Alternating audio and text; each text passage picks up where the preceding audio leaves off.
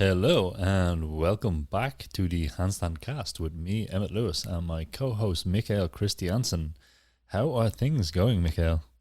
About the same as last time you asked me, I believe. I know. Can't complain too much, etc. How about yourself?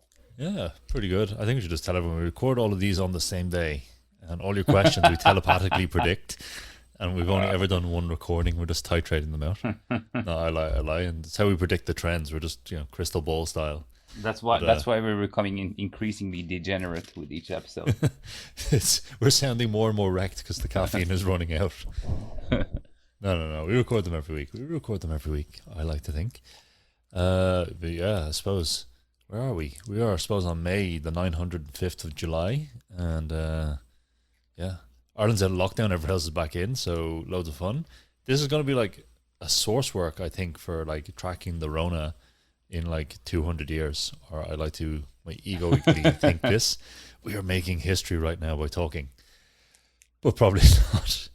So, yeah, I have some good news and I have some great news and possibly some bad news. So, where do we start? I'll give you the bad news first. It is the last episode of season 1 of the Handstand Cast today. And that means me and Mikael will be taking a break over the holiday period. So we're actually in December if you're listening to this in the future.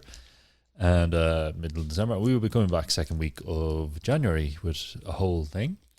I don't know about you, Mikael, but I was very happy with how this podcast turned out. It started as a bit of an experiment more than so than anything else. Yeah. I'm pretty like. It seems that people think that we're interesting enough to listen to. Yeah. And I So mean, to me, it's really fun to do. Just sitting here, like talking about things, basically. And I yeah, like, but a lot of our conversations anyway have been similar to this, except they contain more tangents even than you hear in these episodes.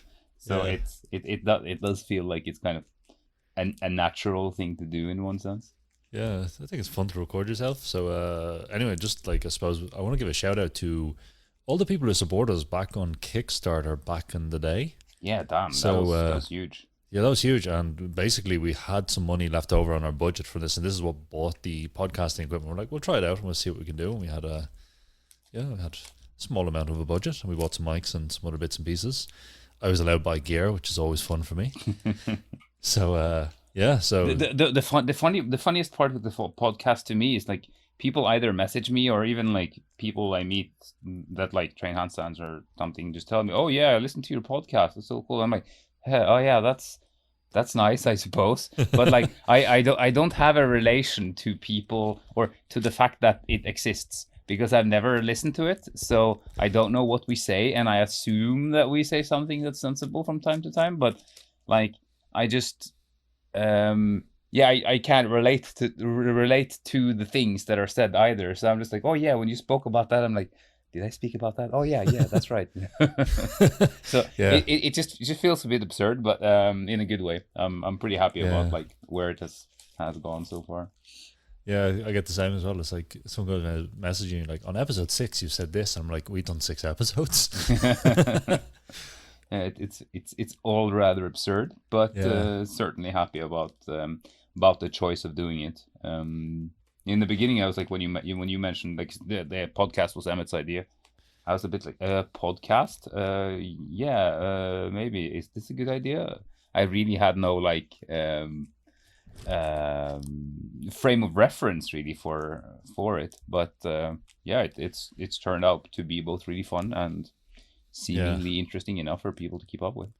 I think that's kind of like with podcasting, as you kind of said, is like, oh, you're a dude who's hit about 35, 33, 35. It's time to start a podcast. Yeah, exactly. I think it's Yeah, kind of like like, we are in the risk zone, yeah, like white dudes in our 30s. Like, okay, we better start a podcast to have a meaning of life. I think it's basically that kind of thing. Like, Jesus started, it's the Western myth. Jesus started his ministry at 33 and was dead 3 years later. I'm not dead yet. We've only been doing this 1 year. So hopefully we'll So so survive. so so so what you're saying is that the next step is to like inspire or start an entire religion. Our next step now is we need to go full Joe Rogan mode And this is my goals for the podcast, is that we have Alex Jones on it. Don't ask me why. I just But like actually having him on, that would be something. actually have him on, but he's not allowed to talk about conspiracies. We just want to get him to explain alpha male vitality to us. That's it.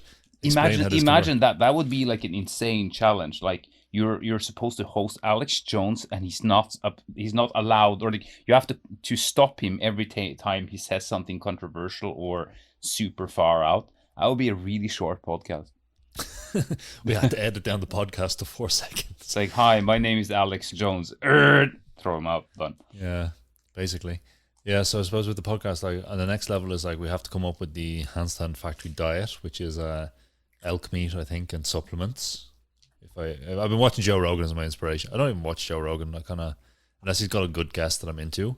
So could be wrong, but I think elk meat, supplements, and DMT is the next kind of level of the podcast.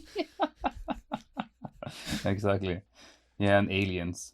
That's yeah. So we're in our Joe Rogan phases, which is basically modern day Jesus. I've actually never listened to his podcast. Like I've just heard about it and seen like the random like YouTube clips here and there where they smoke some weed and stuff, but I've never actually listened to. Yeah, I'd only listen to it like when there's a guest that I want to listen to on. And it's one of those things. It's that kind of thing of his style of interviewing. If it's even interviewing, is kind of just let the person talk and ask questions, which is kind of interesting. But then the argument is gives platform to other people and blah. And should they have a platform? And there's a complex argument around that, I suppose. But but like when he has one, like I don't know, like the best one for me was the Paul Stamets one. I think I only listened to 5 or 6 episodes of ever, but Paul Stamets, who is does mushrooms, basically. That's his thing. Started off with psychedelic mushrooms. Professor discovered. I am a guy that does mushrooms. But like he grows them. He's got like a lot of books about medicinal mushrooms and biomechanics remediation, which they're all very, very interesting. Like how can you use mushrooms to, I don't know, get rid of oil spills? How can you use them to help in the forest somewhere? And this kind of thing, like looking at that kind of the fungus layer of the forest and other stuff. So it's all very interesting. All interesting guy, and he's discovered loads of strains of mushrooms, and interesting guy. He's one of those people who's kind of in the OG kind of 70s sphere of psychedelic research, like the sort of Leary or Leary, what you call them? McKenna. What's McKenna? All these kind of people would have been in the same sphere, and he's the only one who seemed to get out of it with his wits intact, but not going too far off the deep end. I don't know. All these people are kind of, that's probably a bit of a diversion now, but all these kind of people are kind of people I would have looked up to when I was much younger. But when you start to see their end stories, like Leary, Hyatt, they all kind of ended up coming out a paranoid mess, out chapel perilous. Yeah, wasn't it Leary that, like, I mean, after having spoken so happily and merrily about the mushrooms for years and years and years, he ended up on like a significant bad trip that basically had him never do it again. I remember reading some quote McKenna. of him. Was that McKenna? That was McKenna. You went to it's kind of like, if we get into the metaphysics of it, is if you start fucking around with these things and other stuff, eventually they will bite your ass hard. And you can see this, like, it's like you can see with all the fucking people on ayahuasca at the moment. It's like they all end up a fucking mess. You see it with all these people who do psychedelics, outside contents. Eventually they end up out a mess. Like, it's one of my new business plans is basically exercise people who are fucked up by ayahuasca, coming soon. But then again, Emmet, like right now we actually ended up being Joe Rogan's podcast, and we were supposed to talk about handstand push-ups, weren't we? Yeah, let's keep on this trend. We've been on for about 10 minutes, and we have already drifted into magic mushrooms and Joe Rogan. Fuck it. Okay, back on topic. Handstands. Listen to my new podcast called Emmet Rambles. Yeah, we need to make that happen. The conspiracy cast. We have material, guys. We have material for a conspiracy theory and maternity. A conspiracy theory and maternity handstand cast. No. Anyway, let's get on to our great news. So our great news is we are launching a new program today, or by the time you've heard it, the new program will be out. If you're listening to this sometime in the future, the program has been out sometime. There's probably some other programs out as well after this. But we are launching our Handstand Push-up program, So we thought we might as well wrap up with a nice technical episode talking about the handstand push-up, giving a bit of a definition, some context, bit of training tips, bit talk about what's in the program, I suppose, towards the end. But more so than that. Okay, Mikael, here's the big question. What is the handstand push-up? The handstand push-up is stand your arms, bend your arms, and then straighten your arms again. Voila. Like, thank you for listening to our podcast. Yes. So handstand push-up is I think it's a really kind of one of the skills where like hand balancing kind of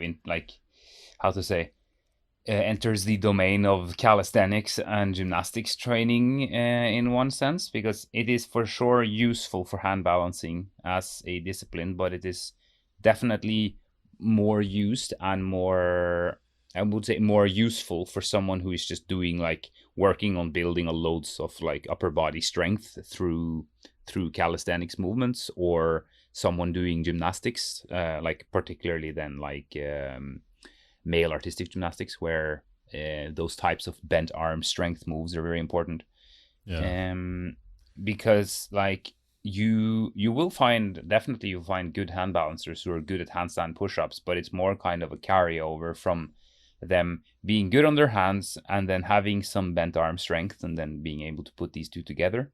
But like if you look at the people who are really good at handstand push-ups, it'll usually be the calisthenics athletes out in the parks that can smash out much more reps with like the craziest depth you've ever seen, and all these kind of like where they basically do an inverted muscle up on low bars and all that kind of craziness. So it is much more of a strength move, I'd say, than a balancing move. But I'm a big fan of it just because it's like it does teach an aspect of control on your hands that you don't learn from just like presses or handstands or other moves. And it's just like it just gets you strong. It builds your shoulders in a very relevant way for hand balancing as well. Yeah, it's definitely one of these, like, it's a weird move because you could basically go, in fact, I know some people who have performed at very high levels on hand balance, very high, very around the world, and they can't do a single handstand push-up, guys and girls. Yeah. And they can do basically everything on one arm. And they never bothered to learn it. I'm sure they could probably learn it if they wanted, but it just was not relevant to them. Whereas I know a lot of people who can't do everything on one arm, but can do lots of push-ups. So it is it's almost discrete. Like there is an element of balance and control, which is interesting to learn, but it is almost its own thing, I would say. That it's it's definitely worth. I think for most people, like should put the time in to learn it, particularly if you're into hand balance. Yeah. You know, I think for any hand balancer, it's just like being able to do 1 to 3 handstand push-ups is a good investment of time, because it does give you the ability to control in other angles than you might be used to. And it was interesting, like when I was working here with Vald, the show that I'm working with the hand balancers, one of the girls there, Sunniva, she's really good at pressing, and she's like her main kind of work on her hands are very like aligned, straight, clean shapes, and she's pretty good at pressing as well. But she has never trained any handstand push-up before, and she is like, I mean, she could probably do like a lower down to crocodile, because she's pretty flexible and all, but like she's never worked on handstand push-up. And then we were training one evening, and I was going to do some handstand push-ups, and she's like, okay, let's give it a go. And it was very interesting to see her try it, because she's pretty strong, and she could get rather far down actually from having like a zero training at it, because when I told her that, yeah, when you do a handstand push-up, first you need to just set your shoulders up by leaning forwards, and she's like, okay, of course she can stay on her hands forever. So just doing that initiating kind of lean that is necessary to get the diagonal body position, she was able to set that up perfectly. And then the bending the arm face was also very easy for her to do. And she could get several reps down to a certain range, but like the interesting thing with a handstand push-up is that like once the angle of the arm starts approaching kind of 90 degrees, like the the strength required in the delts and external rotators and triceps and stuff like increased dramatically, and that's where it like became too heavy for her. But like I'm sure if you give her like 3-4 weeks of work specifically on it, she could probably pull off a handstand push-up without too much like specific training on it. So that was like a cool way of just seeing like a purely hand balancing related body that has never done like much barbell work or that kind of stuff, that could just at least technically be able to solve a large part of the puzzle, and the only component needed was just like the force production in a particular angle. Yeah, it's definitely one of these things. I suppose I kind of just want to get us talking a little bit about like what actually is a full handstand push-up and what's the variations on it, because it's kind of one of those things that's kind of interesting. For me, a handstand push-up is something on a raised surface where your hands are raised up and your head can pass below your arms. And generally what I would say to people is, I want you to lower down to your triceps. The back of your triceps is basically in line with the body. And depending on your bicep strength and the amount of elbow flexion, this will dictate the lean in the bottom position. So more open elbows, more lean feet towards the ground into the underbalance direction. Close to the elbows, more vertical body position. So this would be a handstand push-up for me. And then what I would normally do is call the one when you're going head to the floor to the same surface height as a floor handstand push-up. So this would be my way of doing it. Now I know other people would say headstand push-up. Headstand push-up is also like, for me, it's one of those ones like you're coming from a headstand. It's literally a dead stop movement. It's kind of like a paused bench. This kind of idea. It's not just head touching. Well, it could be touch and go. But I think the floor one's interesting because then we have two different floor ones. We have the top of the head touching, we have the nose touching. So then it's kind of like, oh, we're expanding the range, but we can work both, or you can just train one of them and never train the other one. And then the full one is obviously up on a raised surface where it presents a bit of challenge of working at height. How do you get up there? All these kind of things. It would also be like this thing, like we can train them supported using a wall, for instance, or we could also train them freestanding, which is our main go-to. Yeah. So it's kind of, how do we get the proper one? So the full definition is, like I said, elbows bending, triceps in line with the body, forearm closed to a decent degree, depending on limitations of either structure or flexibility or lean angle. Head below hands, obviously. And then freestanding. So that would be the handstand push-up for me in terms of how I would be talking about it. Yeah. And then it gets into, this is the kind of thing. I was like, we'd have the floor one, as I said, and the other ones. Then we have like the CrossFitter ones, which are with the wall, you mean? Yeah, it's the one where they do the wall. So it's kind of an interesting technique. And I used to do it a bit where you take the hands out much wider than you normally would. So almost a snatch grip, if you're thinking that kind of thing with a barbell. And then you keep the hands in line with the head. So the body goes up and down. Now, what this does is drastically removes the range of motion you have to go. And because of the vertical body position, you can really get onto the wall. And it's I think everyone should try it out. And sometimes I actually specifically program it for people every now and then. And it's an interesting variation to play with, particularly when we're thinking of hand balance alignments and what happens when we get to the top and we want to keep our shoulders up. So we're not letting the shoulders retract, keeping the shoulders up. So this wide arm one, keeping the shoulders up, it has an interesting contraction in the upper back that's worth trying from time to time. If you can do it a full one, maybe it's an accessory, do 10, 15 kind of reps, that kind of thing. But if you're still working on the floor one, it can be interesting to try it out because you end up in what would be a Japanese handstand, which is a wide hand handstand, which is kind of not too common in gymnastics. You also have to go down much more like just right in between your arms when you do those. Yeah. So that's kind of some variations, but the main one is raised, body at a lean, freestanding, boom, you have a handstand push-up. And one of the things I suppose is really nice about the handstand push-up is it's just impressive. Like, basically, everyone who looks at you doing a handstand push-up will have some kind of context for what a fucking push-up is. Yeah. Whereas, like, someone goes like, oh, you do, full legs together, arm up, and people go, oh, he's just doing a handstand on one arm.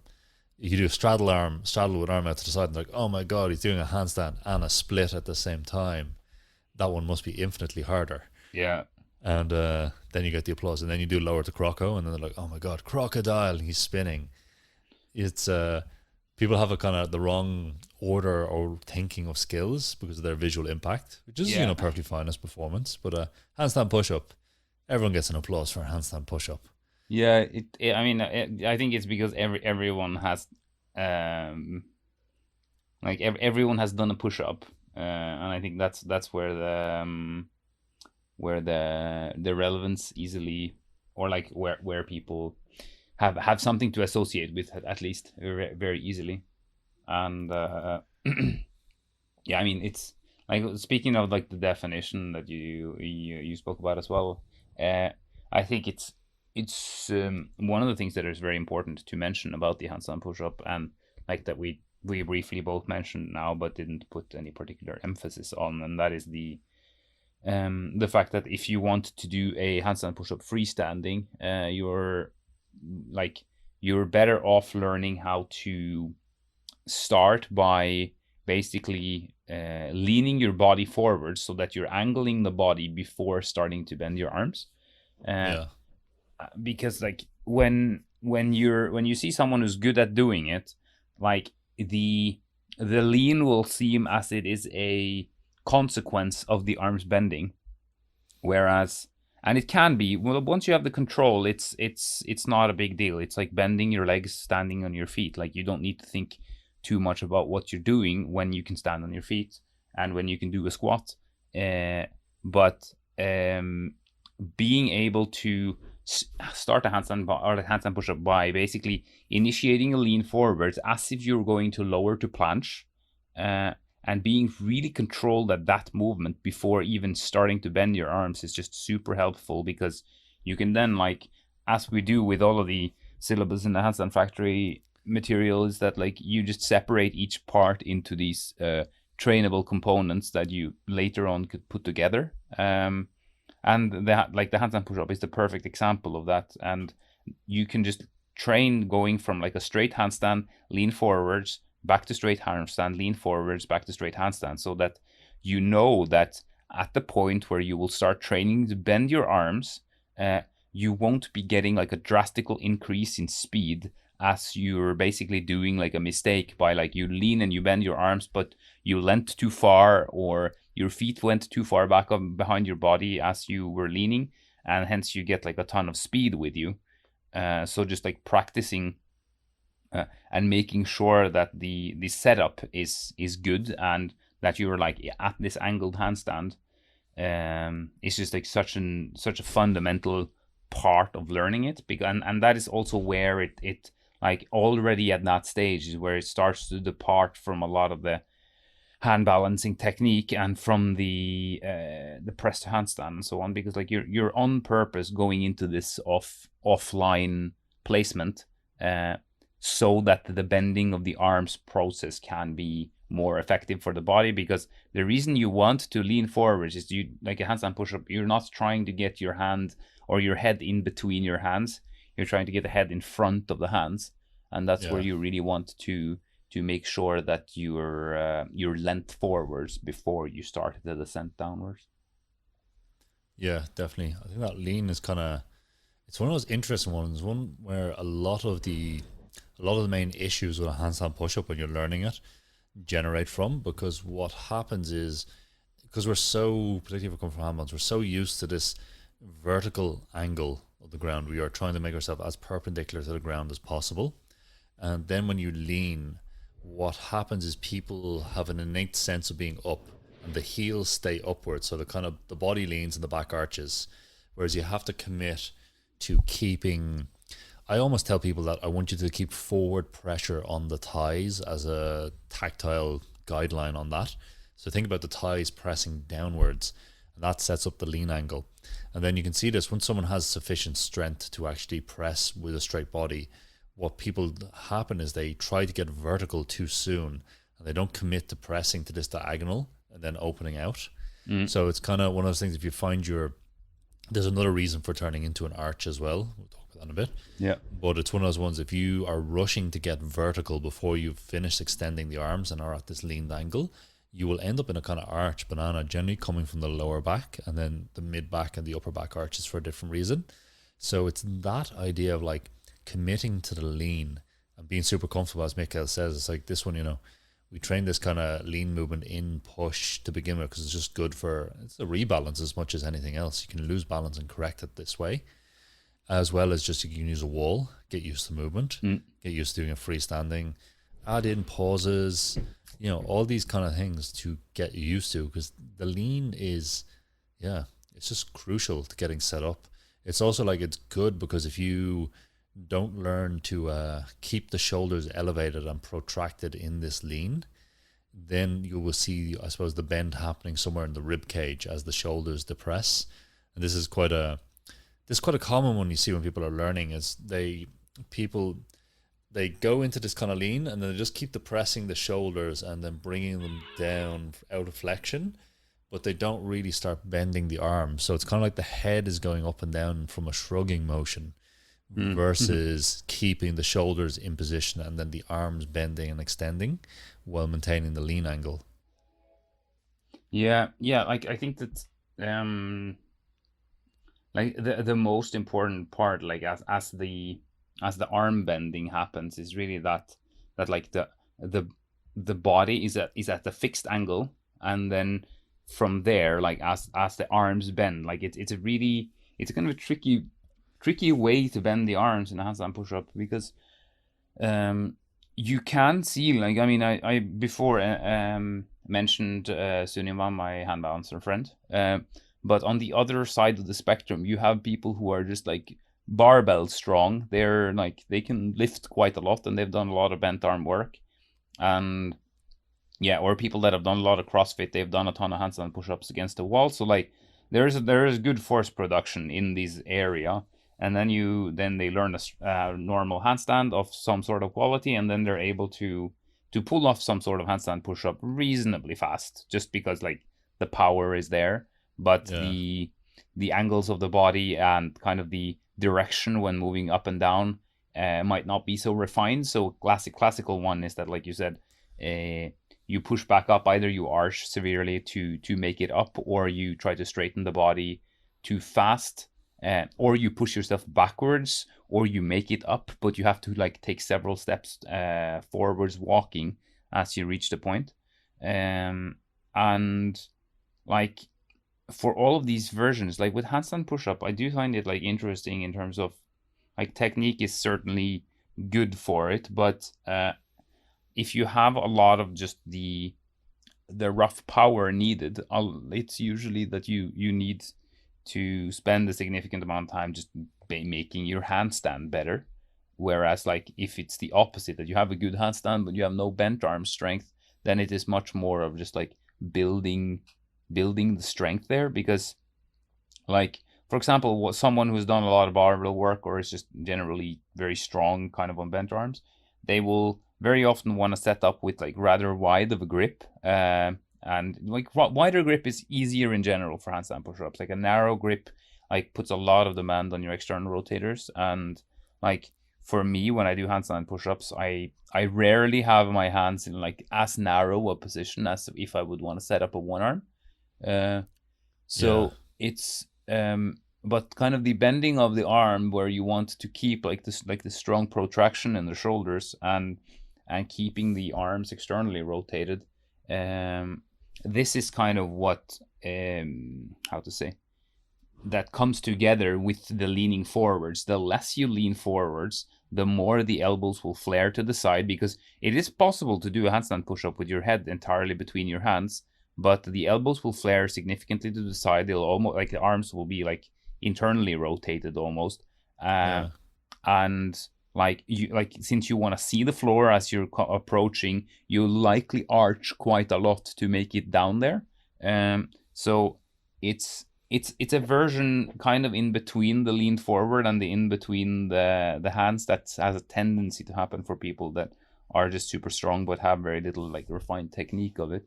So yeah, that is one of the things that we're also trying to kind of do in the handstand push-up program, is to address both of these things. That like we decided to put progressions in there which basically where you practice doing the handstand push-up in a straddle, because in a straddle you have a lower center of mass. So as you do the lean, you like the feet won't fly as far behind your body. So it might be easier for some people to use that to just basically develop the strength. And when the strength is there, like it will be much easier to put your legs together.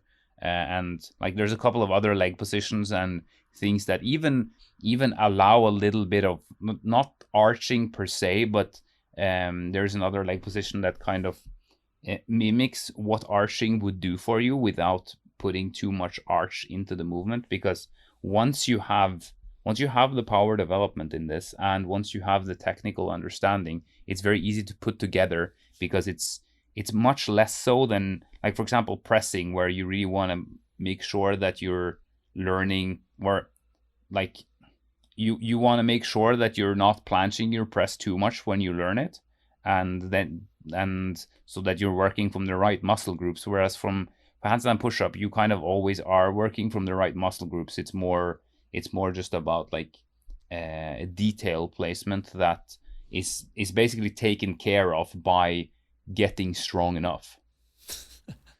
Yeah, I think this is yeah, you touched on it there. Getting strong enough. This is what makes handstand push-up kind of nice, particularly if you're kind of at the, intermediate. You can do all the shapes. You're working on your presses and you want to go towards one arms. The handstand push-up, once you can hold a decent handstand, is very linear to learn. It's not like a press where you'll get it and it kind of disappears. It's basically strength training once you have the fundamentals of the handstand down. And that's what kind of makes it like a nice kind of side quest to your handstand training when you're at the intermediate level. It's like, oh, I will just spend some time, 6-8 months, going from zero to hero on handstand push-ups, and that's it. And then you can do them. But it's just kind of everything else in your training, like, oh, I'm working on one arms, and one day I can balance and the next day I can't, and my flag disappears and my flexibility is too tight to do my straddles the way I want, or whatever, everyone knows the kind of stuff that can be roadblockish or annoying when you're learning more advanced stuff. Whereas handstand push-up is like, can you handstand? Yes. Can you not handstand that day? Okay, just build some strength on the wall. But it's a very linear path. It's very like, you can almost count it down, if someone has decent strength and whatever, can do some dips with some body weight or other kind of stuff, then it's very straightforward to getting it. And it's very, it can be nice if you're sick of all the other stuff that's frustrating you. It's like, okay, I will do this. I'll just pick it up and go for it. And that's it. And then you do handstand push-up. And particularly if you're a girl, like there's no real limitation to why girls can't do them. Obviously, upper body strength sometimes is lacking in women, but, spend enough time, you will get it. This is the kind of nice thing about it. Yeah, I think it's more like just like a cultural thing of like bent arm muscle moves in handstands not being like you might not see them as often with women, and then people maybe have a tendency to think that, oh yeah, that's not for me. It's a little bit like full flag. It's just like, oh, full flag must be so hard, I cannot train it because I'm a girl. No, well, nonsense. Like if you can do a straddle flag and just develop the versions, and you can. I think it's just a kind of nonsensical stereotypes that lead people to not train it. Yeah, basically, it's definitely one of those things. Is like, yeah, I've seen enough women who can do them. Yeah, now particularly with CrossFit as well, you see a lot of women. They're doing the CrossFit style one. Judgment-free zone. They're still doing it though, and they're still probably stronger than you. So let's get off that high horse. But it's yeah, but it's kind of for hand balance. It's kind of interesting. Did you see that meme that went around? I think it was on Circus Memes on Instagram, or one of them anyway, where it's like male hand balancer. They have some like ripped, just cartoon with like shredded muscles and all this, and girl hand balancer is like tiny and petite. It's just like, what's the difference? And it's just, it does kind of come down to just an aesthetic thing as much as anything, where the men will like the big biceps and do a bit more straps, I suppose. But everyone can get jacked on handstand push-ups. Everyone should get jacked. Yeah. And it's also one of those things, like, it's just good, even if you're just like not too interested in the freestanding one, just being able to do them against the wall is a good general physical preparation. Because it's an interesting thing. Like when we get into the ones like what are freestanding, Like if you can do them against the wall, if you do 5 or 6 reps against the wall and using that for support, you've gotten a lot of the strength benefits you will get. When you start doing them freestanding, there will be more strength benefits, obviously, but it's questionable how much more like raw strength you might get out of it, particularly when you start working them pretty slow and all this kind of slow and control and balance. If we look at our kind of fiber types, submaximal eccentrics done slowly will technically make you slower. That's an interesting one from muscle fiber types. It will cause a shift of fibers from one type to another, which is kind of interesting research. So we could argue and say, oh no, that's not going to be great. Causes good hypertrophy, mind you, but may not be the best if you want to be the strongest in the world. But the freestanding ones where we can kind of control them, and the super maximal eccentrics when we can't do the concentric side of things, are immensely good for building strength and muscle. So they're really good. The other ones are good, as I said, the slow ones, when you have the strength. They're good for building muscle, maybe not the best for ultra maximal strength, but that's okay. But it's kind of interesting, like I suppose I kind of worked them up, and as you'll see in the programs, it's we generally work people up to about 5 repetitions against the wall before we start doing floor eccentrics, is generally my kind of benchmark. And it's kind of interesting when someone can do 5 repetitions. I know they can, but I know they can't like balance the skill. And that's kind of the interesting thing for me, is like your first repetition of a handstand push-up is going to take you almost 30 seconds for most people. It takes generally that of time, though, generally from the point when the person breaks the shoulder point, lowers down under control, pauses if they need to, and then presses back up, and then whatever shenanigans with the body, the arms flaring, whatever happens, it's generally always a fight. It generally takes about like 10-15 seconds on that concentric with some pauses, re-establish balance and everything. So it's kind of very funny, because what I see, and I tested this out over this year actually, I was kind of interested just to get some base numbers, is people will go from, they'll have the exact same time under tension. So if they take, say, 25 to 30 seconds, seems to be a baseline for one rep. Sometimes it's better, sometimes people get cleaner, but generally the average seems to be that. What happens over the next month or two is people might do 4 repetitions, but they're still only doing the same time under tension. So they might get the repetitions down to 8 seconds per rep. So they've gotten more skillful, and they're able to express their strength in a free balance manner, but they're not doing more time under tension. So it's kind of interesting just to see that. It's like, oh, we have the capacity to stay on the arms, bending and extending the arms can last the duration of 30 seconds. And then the amount of times you can bend and extend the arms in that is, gives us our work, how much work you can do, I suppose. So that's kind of, it's interesting just to see some baseline, some commonality to that. And it was pretty common across the board. There's only like 1 or 2 people I think of who got handstand push-up this year when I was tracking, where they were just like, the reps were like 6 seconds a rep or something like that. So it's kind of interesting just to have a kind of, a rough guideline on that, or a rough. There's another thing, like, I mean, for like a relevance of handstand push-up that I find fascinating, from a community that's traditionally not so, how to say, or doesn't put so much emphasis on strength work, and it's yoga community. Since in yoga there's a lot of people that want to do the crow to handstand, for example. And I mean, in that community, there's of course like quite a lot of belly button beliefs, in terms of belly button magic, as I call it, in terms of the beliefs of various lifts to handstand. But like that's aside, like it's I've seen many, and I've trained many who's like, yeah, but I really want to go from crow to handstand. I don't understand like how to do it. Like they can handstand a bit and they can crow, but like they just didn't think about the fact that, well, what you're actually doing is quite a bit of the range of a handstand push-up. If you're like, granted, you're doing the method where you're in a crow, and with bent arms you lift the knees off of the crow and then go up, because you also have the method where you're in a crow, you straighten your arms in the crow, and like your knees are almost up in your armpits, and then it's kind of more of a press to handstand, but which also takes its other type of strength. But the actual lift off from a crow, remember I asked someone who was like, yeah, but like it's really they were sure that if they understood some sort of technical thing, they'd be able to. And I was like, okay, I'm going to now, like, they were in a crow. I said, give me your leg. I was standing behind the person, and the person gave me the leg, and straightened it out backwards.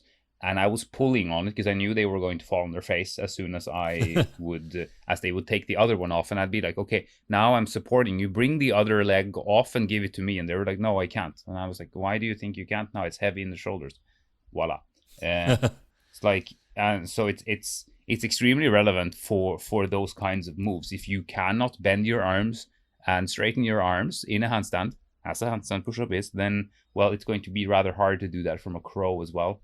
And that is also one of the exercises that we're using in the program, is basically learning to lift off from a crow stand into a bent arm handstand, where your face is just straight hovering above the floor. Because that is a really intense part of the handstand push-up. And they're very, like, I think that is, for me, the hardest part, and the part that will kind of, it's the make or break if you, once you start getting tired. If I do reps, even if I do them full range and like go below the head, like, it'll be that part where your head is just above the floor, where you'll cave in once you start being too tired. And that's also the area where your body will start to try to do various funky things to get through, such as like arching more to get more access to your pecs, or flare the elbows, etc. All of these things usually happen in that range.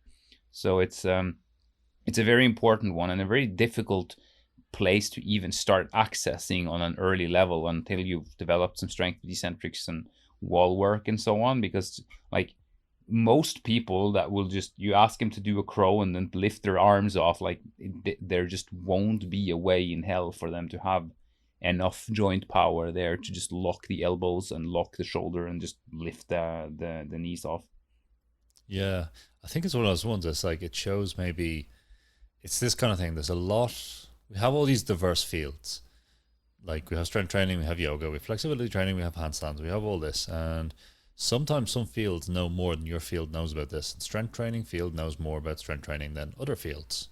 And it's kind of like, if we look at the crow to handstand, it's a nice move, but it's going about strength training almost in the reverse manner, where you're trying to build concentric strength before you've built eccentric and isometric strength. And generally, this is like how we approach it in the program, actually, now that I think about it, is we build eccentric strength first, and then later on, once you've built enough eccentric strength, then we start working on the isometric strength in the crow liftoff, and then concentric strength as well. But it is kind of this thing of like, oh, we're going to go from an isometric to a concentric rather than the other way around, of an eccentric to a pause. And this is kind of I don't want to say the wrong way of doing it, because people clearly do it and it works, but maybe it's not the most efficient way. And I think a lot of people who get there, they probably would have gotten it the other way as well, but not everyone is going to get it going from crow to handstand. And it's also like, you know, a lot of spotting needs to go on. This is one of those things that, like, particularly for crow handstand, when you see people get it, they're doing a lot of spotting to the movements. And these people seem to be successful with it. Obviously, I'm not an expert on yoga and how people go about it, but it's definitely one of those ones. It's like, yes, maybe, just maybe, it's being approached the wrong way. Or, I don't want to say the wrong way, that's terrible. I mean, the least efficient way. Yeah, it's, I think it's just like,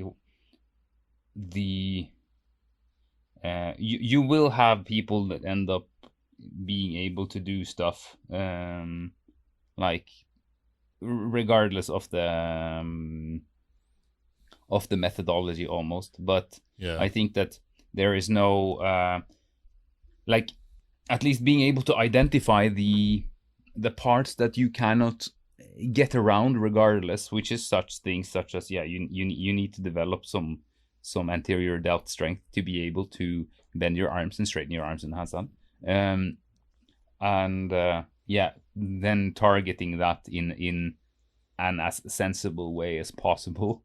And I remember also, like, I mean, certain things that I was training in circus school too, that, like, I thought was good methodology on training them, just it wasn't, because either, like, the intensity or the frequency or the volume was just not, they were not fitting the schedule. I mean, I've talked about this before. We basically just trained until we dropped, and we trained everything. And the reason we survived is we were young. We had all day and all night, and everything just our entire lives was geared around making this work, because we were in circus school and we were young, and we were like above average talented. And then you build your mythologies based on that experience, and you think that people need to train that way, and that is an efficient way, whereas you're actually, I think, often getting the results in spite of not great programming, simply because like the other things are just working in your favor. Yeah, so I can remember, not naming a coach, but one of the coaches in Circus Base, he was when he'd do our conditioning class, it would be the circuit was basically the same every time, when we just had one, and it was like one part of it was rope climbs, no hand rope climbs or no leg rope climbs, supersetted with like 15 reps of handstand push-ups spotted, full range of motion. And it's just like, I think there was 3 of us in the year who could do handstand push-ups, could actually just do a single rep at least, or maybe 4 or 5. We wanted everyone to do 15, like including the girls who didn't really train it. You know, it's one of the ones who would have been less strong, maybe not able to do dips, maybe just able to do push-ups, but it's just like that. And he's like, no, you have to be able to do them. And it's just like bad spotting and everything. Like 15 reps is just a lot of reps, particularly when you can't do them and you're up on your hands for 2 minutes to get through the set. Yeah.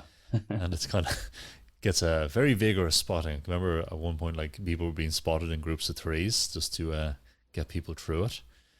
And it's like, maybe the lots of reps approach, but maybe the lots of reps approach does work, because that's how the calisthenics guys do it. They just do 50 and then do some jumping push-ups as well. Those are an interesting bunch. I mean, as I said before, I think the best people at handstand push-ups out there now are probably calisthenics athletes. But then again, we only get exposed to like the best ones. And that doesn't mean that the way they train is bad. It just means that like there's like some extremely talented and hardworking people that end up being the ones that we see the most of. And of course, I know loads of people that train calisthenics that just can't do handstand push-ups, and have been trying to for years. And their caveat was usually that like, they had a bunch of muscle ups, and like a lot of the strength was there, but what wasn't there was a fucking handstand, because like they could stand for a few seconds. So the expectation then of being able to use those few seconds to do handstand push-up wasn't really realistic. But there's another like thing also which I think is very interesting for handstand push-ups, and that is the more old school and kind of bent, like the arch back handstand. And because you could put a good argument for the handstand push-up relating to the arched back handstand in the same way that the press to handstand relates to the straight handstand.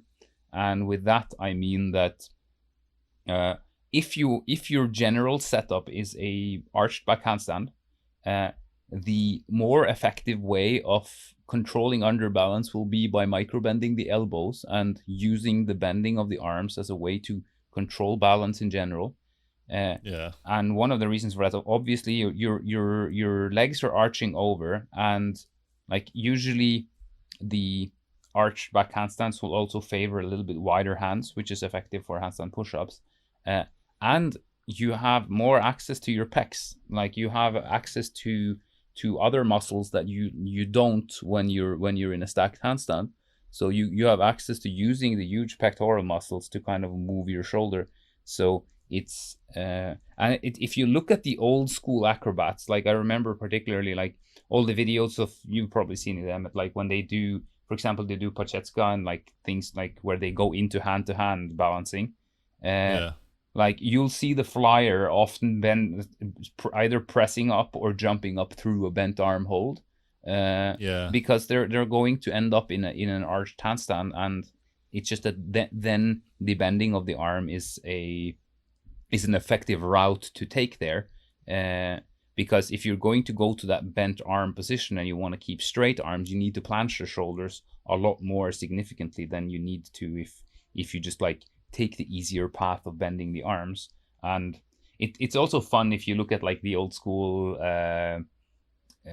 training manuals, such as like the York hand balancing guide and like True Art and Science of Hand Balancing and stuff.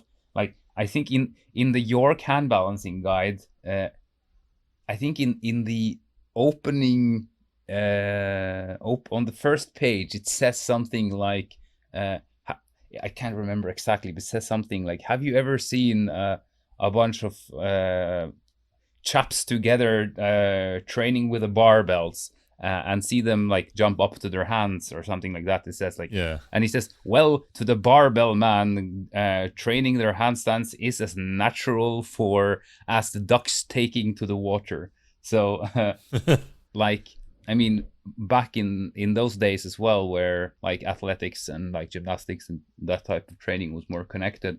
Obviously, if barbell training like connected conceptually to handstand training, then a bunch of people that were strong at lifting a bar overhead would go to their hands. Obviously, they would use the strength that they had, and that was definitely then like that kind of bending arm strength. That's just like a bit of interesting observations. Yeah, it's definitely one of those ones. I suppose the fragmented nature of the physical culture nowadays was very less fragmented back in the day. It was like gyms had weights, you learned gymnastics, you learned calisthenics, you learned club swinging, you learned rope climbing, you know, if we look at all the old gyms. And, you know, it became a bit specialized, I suppose, eventually, and the kind of branched out into things where you'd have calisthenics gyms and weightlifting gyms and stuff what we have now. But I suppose CrossFit, you know, credit where credit due, has done a lot to actually bring back this whole united physical culture in terms of putting everything back into the same box, which is kind of interesting. Is it the best way? I'm not in favor of CrossFit as a sport, really, but you know, as an activity and other stuff, I think is pretty good. So yeah, it's kind of interesting. I actually just opened the York hand balancing book here on the side just to read that quote out. Yes. Just let me blow this up a little, because I thought that quote was cool. It needs to be read up. Did you ever notice when you see a group of strong men together that sooner or later they take time out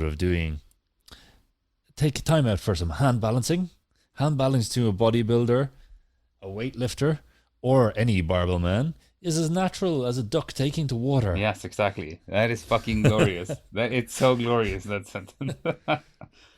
But yeah, I mean, it makes sense when seeing like the physical practices from a different perspective than nowadays. Yeah, there's one thing I'd like to touch on actually.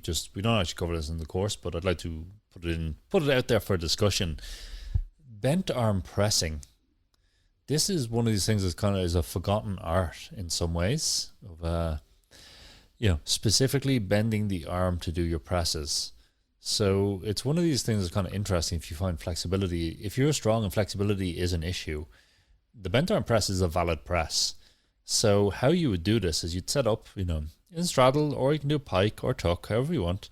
And you would go onto your hands, and then you can't push forward far enough like you would in a press walk or something like this to get the weight in the hands. So all you do is just come up on the toes and then start bending the arms till you hit a nice takeoff point. And it's kind of interesting because there's two nice things you can do in this. One, you get into the bent arm, you can get a bit of the shape you would need or the strength you would need for the crow to handstand by doing it this way. But we can use the legs to give what we call in circus a tempo. What a tempo is, it's kind of like a push press to handstand, that we would dynamically swing the legs up and use the momentum generated from the legs to generate the vertical force to break the moment of inertia, and then we'd follow through with the arms. So they're kind of nice in that way that you can get a feeling of I used to do a lot of these. I don't really train them too much anymore, but doing even a headstand and then piking up. If you go back to the start of my Instagram, I think I have a video of me doing one for someone, very start of it. But you're doing a headstand, a pike, lift a headstand, I pike, I use the tempo from the legs, and I finish with the arms. And they're kind of they're nice to get a lot of reps in. I would use them a lot with people when I was teaching tumbling more, because they're kind of nice for generating momentum into tumbling and forward rolls and stuff like this. And just these kind of backwards roll to handstands and stuff like that. So, but you can do less and less tempo to get the concentric action with the arms as well. So they're kind of there's some nice stuff to play with, and they're kind of interesting as well if you have access to parallel bars, because you can bent arm press from an L-sit to a shoulder stand, get the shoulders right, and then you can use the legs can go up and down, back to an inverted pike shoulder stand, and then tempo back up to your handstand. So they're kind of, you still see them in kids. This is the thing, they're not a forgotten element. You still see them in kids gymnastics. They're just kind of a bit forgotten about, because you do them with kids, but then the higher scoring stuff is obviously with straight arms, so everyone stops doing them as soon as possible. But they still are in there, and they're still in rings and other stuff. So these kind of bent arm presses are kind of forgotten art form in some ways. Yeah, I'm really bad at bent arm pressing. Like I'm pretty good at handstand push-ups. I'm pretty good at pressing, but bent arm pressing is like pretty much of like a super weak point for me. Sure, I can bent arm pike press, but I'm way worse at bent arm pike pressing than I am at straight arm pike pressing. I think you got a bit of homework to do then. Yeah, like it. I've thought about it a few times, and I've always kind of just forgotten about practicing them. But it's interesting how heavy one feels compared to just doing like a straight arm pike press. And I guess it's because like your arms come at like a rather significant angle, and like the only reason I can do a bent arm pike press is because I do have the handstand push-up strength. But it's like I always find it fascinating how difficult it feels for me to do one. Yeah, maybe there's your homework. 2021, the year of the bent arm press. We're going to make the bent arm press cool again. That's our thing. Let's go. Yeah. So, they're definitely interesting to try. Where are we at? We're almost an hour. I suppose I'd like to, just before we wrap up this conversation, just talk a bit about what we actually have in the program. Then we kind of covered most of it. And it's kind of one of those things it's always this kind of thing. Me and Mikael, we do the content, we make the videos, we film it. Then we have all the team behind us, all our Sophie for graphics, Charles for the website, Elisa for producing. And we kind of miss out a lot of, I suppose, the putting together. But we had the manuals made recently. I was looking through them. I was like, shit, this is pretty good. I know all our stuff is amazing. It's the greatest out there. But it's kind of interesting that we didn't write a program to get you the handstand push-up more. It's almost like a treatise on the handstand push-up, that we have all the information, the technical breakdowns, all this kind of stuff. We have a program in there which is designed to work mainly with hand balancers, which can include some bent arm pulling and some accessory work. We also have the guide on how to actually just apply the movement. But what I think actually, when I watch back over the videos, the crown jewel of the program is, Mikael, you've done a video that's about 15 minutes long, explaining everything that can go wrong with the handstand push-up and the fixes for it. And that was it was interesting just to see that, because it's just a good reference. Even for me, I was like, oh shit, yeah, I forgot he said that. I'm like, oh, it's kind of interesting that we have this kind of, it's almost, I don't want to say it's not a program, because it is a program, but it's almost just like an information source on how to do this and how to apply it and how we approach it. So it's kind of interesting that way. It's slightly different, though it's basically the same as other programs in terms of how we approach the skill and how we teach skills. But it's kind of interesting just to actually have something that's kind of like, because the handstand push-up, it is a very limited subset of skills.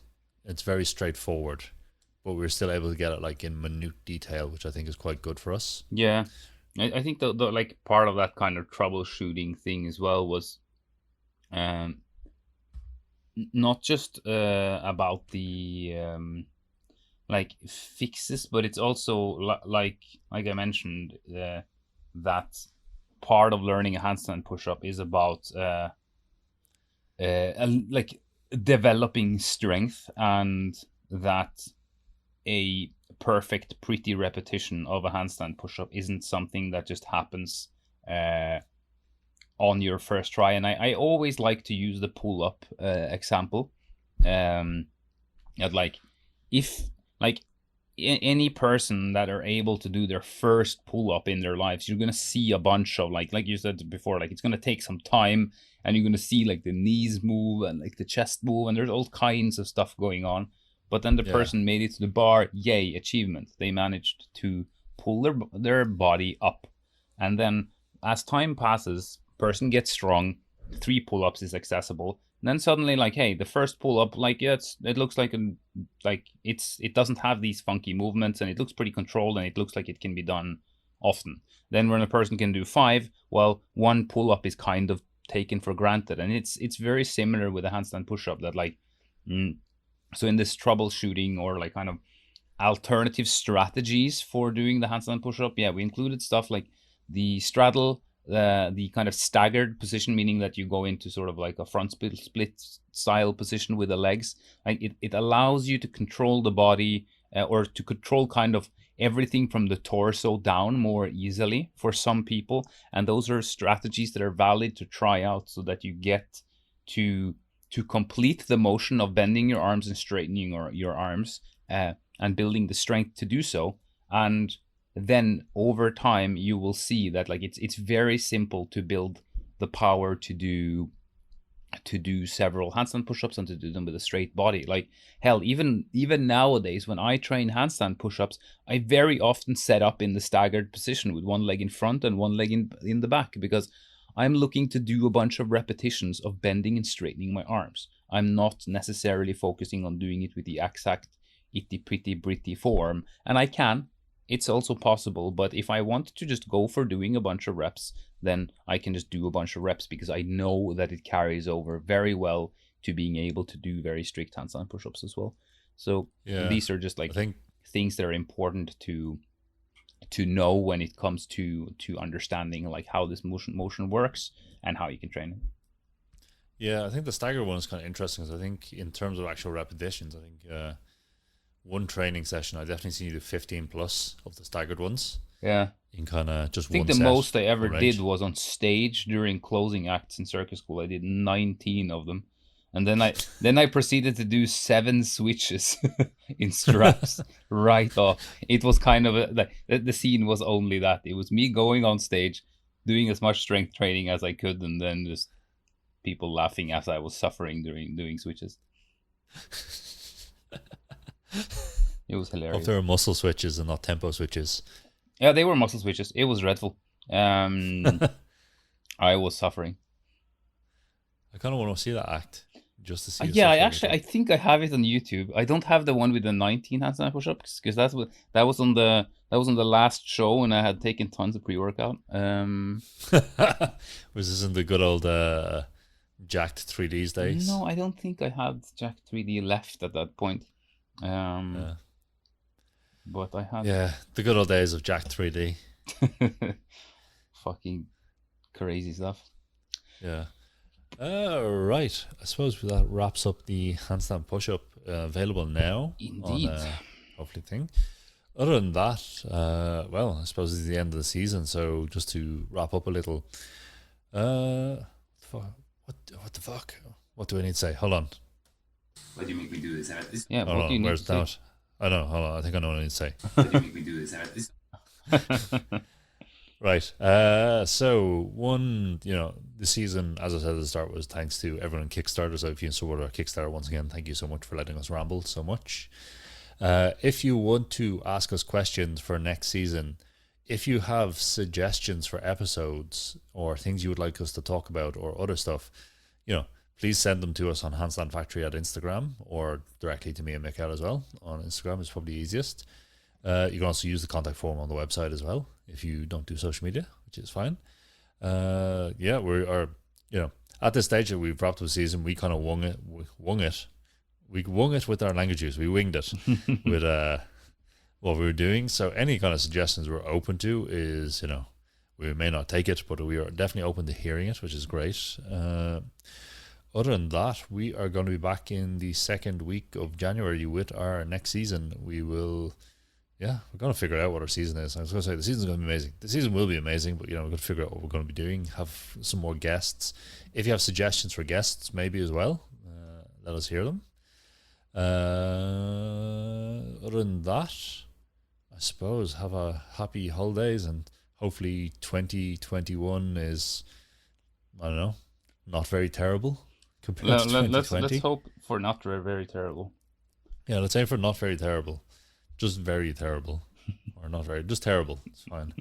Other than that, thanks so much for tuning in, and we'll speak to you in January. Cheers.